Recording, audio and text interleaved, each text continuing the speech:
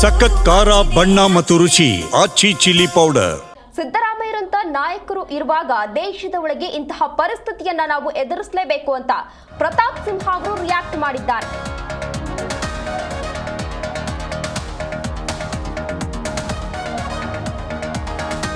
ಸಿದ್ದರಾಮಯ್ಯ ಹುಲಿಯೋ ಅಥವಾ ಇಲಿಯೋ ಅಂತ ಪ್ರಶ್ನೆಯನ್ನ ಮಾಡಿದ್ದಾರೆ ಪ್ರತಾಪ್ ಸಿಂಹ ಅವರು. ಮೈಸೂರಲ್ಲಿ ಮಾಜಿ ಸಂಸದ ಪ್ರತಾಪ್ ಸಿಂಹ ಅವರು ವ್ಯಂಗ್ಯವಾಡಿದ್ದಾರೆ. ಸಾಕಷ್ಟು ವ್ಯಂಗ್ಯವನ್ನ ವ್ಯಕ್ತಪಡಿಸಿದ್ದಾರೆ. ಪ್ರತಾಪ್ ಸಿಂಹ ಅವರು ಆಕ್ರೋಶವನ್ನ ಕೂಡ ವ್ಯಕ್ತಪಡಿಸಿದ್ದಾರೆ. ಸಿಎಂ ಸಿದ್ದರಾಮಯ್ಯನವರಿಗೆ ಈ ದೈನೇಸಿ ಸ್ಥಿತಿ ಬರಬಾರ್ದಿತ್ತು. ಮೈಸೂರಿಗನಾಗಿ ಕನ್ನಡಿಗನಾಗಿ ಸಿಎಂ ಸ್ಥಿತಿಯನ್ನ ಕಂಡು ಬೇಸರ ಅನ್ನಿಸ್ತಾ ಇದೆ ಅಂತ ಪ್ರತಾಪ್ ಸಿಂಹ ಅವರು ತಿಳಿಸಿದ್ದಾರೆ.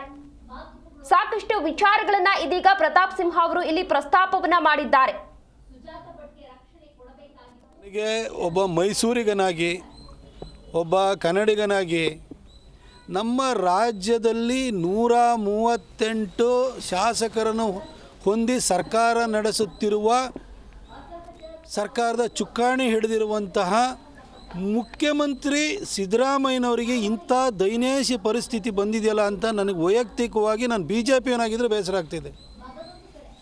ಅಲ್ಲ, BJPಯವರಿಗೆ ಯಾರಿಗೋ ನಮ್ಮ ಬಸವರಾಜ ಬೊಮ್ಮಾಯಿಗೆ ಅವರಿಗೆಲ್ಲ ಏನು ಅಲ್ಲಿ ಹೋಗಿ ಅಮಿತ್ ಶಾ ಅಪಾಯಿಂಟ್ಮೆಂಟ್ ಕೊಡಲಿಲ್ಲಂತೆ, ಮೋದಿಯವ್ರ ಅಪಾಯಿಂಟ್ಮೆಂಟ್ ಕೊಡಲಿಲ್ಲ, ಸುಮ್ಮನೆ ನೀವು ಕಿಚಾಯಿಸ್ತಿದ್ರಲ್ಲ ಸರ್ ಸಿದ್ದರಾಮಯ್ಯನವರೇ. ಸರ್, ನೀವು ಮೈಸೂರಿನ ಸಿದ್ದರಾಮಯ್ಯನ ಹುಂಡಿನಲ್ಲಿ ಹುಟ್ಟಿದಂಥವ್ರು, ಏನು ನಾವು ನಿಮ್ಮನ್ನು ಹುಲಿ ಅಂತ ಅಂದ್ಕೊಂಡಿದ್ರು. ನೀವು ಇಂದಿರಾ ಗಾಂಧಿಯವ್ರ ಕಾಲದಲ್ಲಿ ರಾಜಕಾರಣವನ್ನು ಆರಂಭ ಮಾಡಿದವರು. ಆ ಇಂದಿರಾ ಗಾಂಧಿಗೂ ಬಿಡ್ತಾ ಇರಲಿಲ್ಲ ನೀವು. ಅವ್ರ ಸೊಸೆ ಸೋನಿಯಾ ಗಾಂಧಿಗೂ ಬಿಟ್ಟಿಲ್ಲ. ಹಿಂದೆ ರಾಜೀವ್ ಗಾಂಧಿಗೂ ಟೀಕೆ ಮಾಡ್ಕೊಂಡು ಬಂದವರು. ಇವತ್ತು ನೀವು ಇಂದಿರಾ ಗಾಂಧಿ ಮೊಮ್ಮಗ ಅವನ ಅಪಾಯಿಂಟ್ಮೆಂಟ್ ಕೇಳ್ಕೊಂಡು ಡೆಲ್ಲಿಗೆ ಹೋಗ್ತೀನಿ, ಕೊಟ್ಟರೆ ಮೀಟ್ ಆಗ್ತೀನಿ, ಇಲ್ಲ ಅಂದ್ರೆ ಅಲ್ಲೇ ಕರ್ನಾಟಕ ಭವನದಲ್ಲಿ